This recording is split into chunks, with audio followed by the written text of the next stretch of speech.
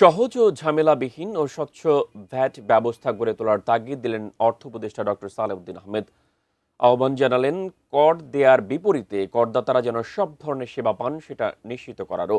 বুধবার সকালে রাজধানীর আগারগাঁওয়ে রাজস্ব ভবনে ভ্যাট দিবস ও ভ্যাট সপ্তাহ উপলক্ষে আয়োজিত সেমিনারে এসব কথা বলেন অর্থ উপদেষ্টা।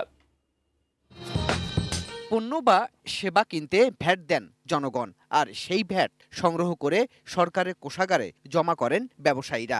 সরকারের রাজস্ব আদায়ের বড় অংশই আসে ভ্যাট থেকে। অনেক সময় সেই ভ্যাট সঠিকভাবে দেন না ব্যবসায়ীরা, আবার ভ্যাট দিতে গিয়েও কখনো কখনো ভ্যাট কর্মকর্তাদের দ্বারা হয়রানিতেও পড়েন ব্যবসায়ীরা। ভ্যাট দিবসের অনুষ্ঠানে এনবিআর চেয়ারম্যান আব্দুর রহমান খান জানালেন, ভ্যাট ব্যবস্থা পুরোপুরি ডিজিটালাইজেশন হচ্ছে।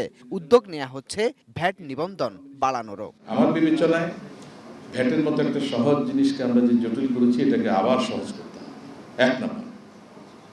এবং ভ্যাটের যে মৌলিক প্রিন্সিপাল, যে ভ্যাট ব্যবসায়ীরা দেয় না, এই জিনিসটা ব্যবসায়ীদের মধ্যে এস্টাবলিশ করতে হবে। প্রত্যেকটা ফেজে যে ভ্যালু এডিশন হবে, শুধু উনি ওইটুকুর উপর ট্যাক্স দেবেন। এবং আমি গ্যারান্টি দিয়ে বলতে পারি, যদি আমরা ভ্যাটের ক্রেডিট মেকানিজমটা প্রপারলি চালু করতে পারি, তাহলে অনেক ব্যবসায়ীদেরই ভ্যাটের ইফেক্টিভ ভ্যাট রেট হবে লেস দেন 1%। অর্থ উপদেষ্টা ডক্টর সালেউদ্দিন আহমেদ আহ্বান জানালেন এসব ক্ষেত্রে স্বচ্ছতা নিশ্চিত করার। আরও বিস্তৃত করেন, মডার্নাইজ করেন, লোকজন যেন কষ্ট না হয় ভ্যাট দিতে, এবং লোকজন যেন সেবা ভ্যাটের বদলে মানে সেটা যেন রিকগনিশনটা হয়। তবে একটা পোর্শন যদি আমরা বাড়াতে পারি, সেখানে যেন আয়ের পরে আমাদের এমনি উচিত হলো আয় করতে সবচেয়ে টাকা বেশি করে আয় করা। আমরা যথাযোগ্য মর্যাদা টানা তৃতীয়বার অর্জন করেছে দেশের সেরা সুপার ব্র্যান্ড স্বীকৃতি বসুন্ধরা টিস্যু। রাজধানীর পাশাপাশি বিভাগীয় ও জেলা শহরগুলোতেও পালিত হচ্ছে এই ভ্যাট দিবস ও ভ্যাট সপ্তাহ। ভ্যাট দিবসের এবারের প্রতিপাদ্য সময় মতো নিবন্ধন নিব, সঠিকভাবে ভ্যাট দিব।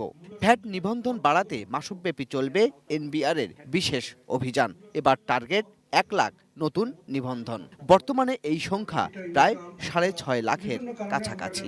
ব্যবসায়ীরা যদি মনে করেন এই ভ্যাটটি ওনার প্রফিটের একটি অংশ, এটি কিন্তু না।